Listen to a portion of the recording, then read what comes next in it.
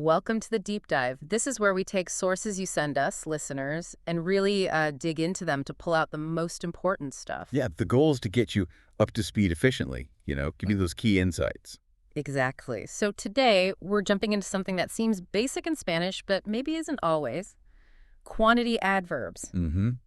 We got pointed towards a great YouTube lesson on this, actually, from the channel Jaime Lara Español. Right, aimed at learners.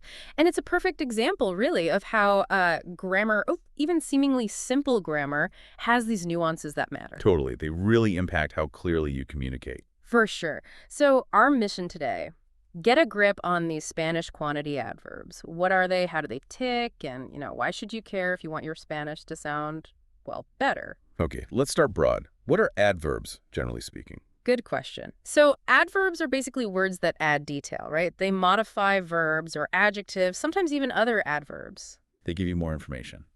And there are different kinds of adverbs telling you how often, when, where, how, if something is negative. And the ones we care about today? Quantity. The ones telling us how much or how many. Precisely. That's our focus. Okay, let's dive in. First up, todo.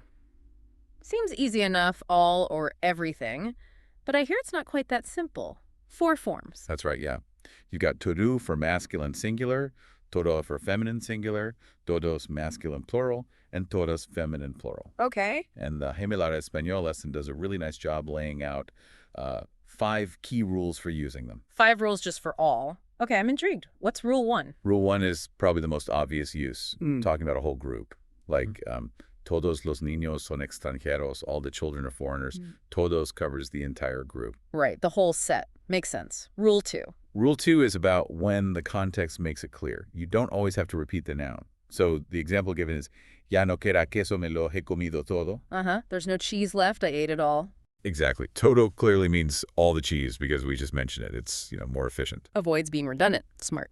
Okay, rule 3. Rule 3 is a really common phrase, todo el mundo, which means everyone. Yeah, you hear that constantly. For sure. Ven a la fiesta, todo el mundo está aquí. Come to the party, everyone's here. Super useful. Definitely one for the phrase book. What's number 4? Rule 4 is about emphasizing that a whole thing was affected. Like, me comí toda la tarta. I ate the whole cake. Not just a piece, the entire thing. Right. It stresses that completeness. Got it. And the last one, rule 5. Rule 5 explains what can follow todo. Things like definite articles, lo nac, los demonstrativos, este, esa, and possessive. So, me. Can you give examples? Sure. Like, toda la vida, all my life. Or todo su dinero, all his money. And que todo es desastre. What is all this mess? It just shows how todo works with these other determiners. Okay, wow. So todo definitely has some layers. Let's move to bastante. That's quite or enough, yeah. Correct. And what's interesting here is that it changes for number. So bastante singular, bastantes plural, but not for gender. Oh, okay. So no bastante or bastanta? Nope, just bastante or bastantes. Stays the same whether the noun is masculine or feminine. Huh. Interesting. And how's it used? Well, like you said, it can mean a sufficient amount. Hay bastante dinero para todos. There's enough money for everyone. Okay. Or it can mean quite a lot, a considerable amount. Like, hay bastantes personas en la plaza. There are quite a few people in the square. So context tells you if it's just enough or a fair bit. Pretty much, yeah. All right. Next up, mucho. This feels like a core one. Much or many. It is. And a really key thing, especially for English speakers, is that mucho works with both uncountable nouns, like money or water, and countable nouns, like people or chairs. Oh, right. Unlike English, where we have to switch between much and many, that's actually simpler in Spanish, then. It can be, yeah. You just use mucho and its forms. And the lesson pointed out, it often comes after verbs and before pronouns, which is a common structure. And it has forms, too, like todo. Yes, same idea. 4 forms for gender and number agreement. Mucho, mucho, muchos, muchas. Examples. Tengo mucho dinero. I have a lot of money. Masculine singular. Or, tiene que haber muchas personas. There must be many people. Feminine plural. That agreement is, well, really important. Got it. Got to match the noun. Okay, then there's suficiente. Also, enough. How's this different from bastante? Good question. Suficiente also means enough. And like bastante, it changes for number suficiente or suficientes, but not for gender. Okay, so far so similar. But a key difference is placement. Suficiente is more flexible. It can often go before or after the noun. Ah, okay. So you could say, No hay suficiente de azúcar. There isn't enough sugar. Or tengo suficientes razones para ir. I have enough reasons to go. You have a bit more choice there. Interesting. That flexibility is useful. Right, next we have poco, the opposite of mucho, so little or few. Exactly. And it follows the same pattern as mucho. Use it with both countable and uncountable nouns, and you've got the four forms agreeing in gender and number. Poca, poca, pocos, pocas. So examples would be, Hay poca leche. There's little milk, feminine singular. And tengo pocos amigos. I have few friends. Masculine plural, minimal quantity. okay, that consistency with mucho helps. Then demasiado, that's too much or too many, right? Spot on. Demasiado signals excess. And again, same pattern. It varies for gender and number. Demasiado, demasiado, demasiado, demasiadas. So like, Hay demasiada gente aquí. There are too many people here. the feminines. Singular. Yeah. Or somos demasiados en esta fila. We are too many in this line. Masculine plural. More than necessary or wanted. Right, indicating an overload. Okay, almost there. Last one. Muy. There you Yes, go. muy. This one's a bit different. You place it before adjectives and adverbs to intensify them. And the key thing. It's neuter. It doesn't change. No gender, no number. Just muy. Always. Okay, simple. Examples. Hay muy poca leche en el vaso.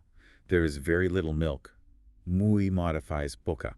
Or, este coche es muy rápido. This car is very fast. Muy modifies rápido.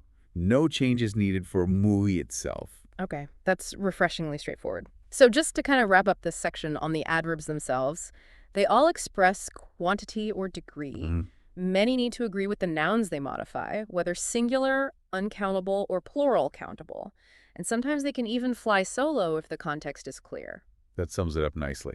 And really understanding these distinctions makes a huge difference in how precise your Spanish is. You move past just basic meaning. Absolutely. It helps you avoid common errors and just sound, well, more fluent. These are fundamental bits. They really are. And, you know, if you want more clear, straightforward explanations like this, that Jaime Lara Español channel on YouTube is definitely worth checking out. He breaks things down really well. Totally agree. It's often nailing these grammatical details that elevates your language skills. Exactly. It shows attention to detail. And that licit structure was really effective, I thought. Yeah, very clear. So the big takeaway here is that these quantity adverbs aren't just interchangeable. They show different levels of intensity and amount. Right. And importantly, they often directly answer questions, starting with cuánto, or cuántos, how much or how many. So knowing the adverbs helps you ask and answer those questions correctly. So listeners, if you're learning Spanish, paying close attention to these is definitely a good investment of your time for speaking and understanding. No doubt. And again, we really do recommend checking out Jaime Lara Español on YouTube. The lesson that prompted this deep dive is a great example of the quality content there. Yes, definitely. If this chat was useful, please go find Jaime Lara Español on YouTube, hit subscribe, maybe like some videos, and leave a comment. Let creators like him know their work is appreciated. Yeah, and share it with other learners. Supporting good resources helps everyone. It's, you know, good linguistic karma. Huh, I like that. Okay, final thought to leave you with. Think about your own language. How does it handle quantity? Does it use adverbs similarly? Are there gender agreements, number agreements? Comparing it back to Spanish, what jumps out at you? Any surprising similarities or big differences? That kind of cross-linguistic thinking can be really illuminating.